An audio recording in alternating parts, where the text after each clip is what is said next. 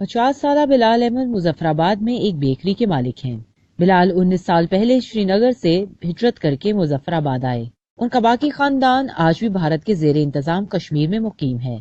5 اگست کے بعد سے وہ سری نگر میں اپنے رشتہ داروں کے حالات سے مکمل طور پر لا علم ہیں۔ جب سے یہ سلسلہ شروع ہوا ہے نیند بھی غائب ہے، کھانے پینے میں کوئی دلچسپی نہیں ہے، نہ کام میں کوئی دلچسپی ہے، ٹھیک ہے، بالکل بے سکونی سی حالت ہے۔ شوگر کا مریض ہوں، شوگر کنٹرول نہیں ہو رہا ہے صرف اس ٹینشن کی وجہ سے۔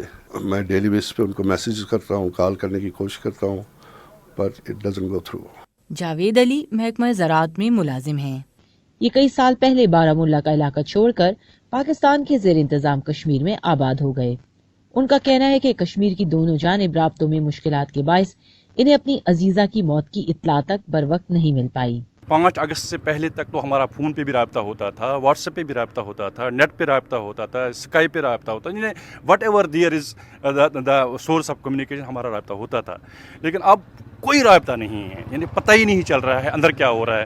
گرچہ بھارتی حکومت کا موقف ہے کہ وادی میں بیشتر ٹیلی فون لائنز بحال کر دی گئی ہیں، لیکن سرحد کے آر پار بٹے خاندانوں کے افراد موبائل فونز اور انٹرنیٹ کے ذریعے اب بھی اپنے رشتہ داروں سے رابطہ کرنے میں مشکلات کی شکایت کر رہے ہیں۔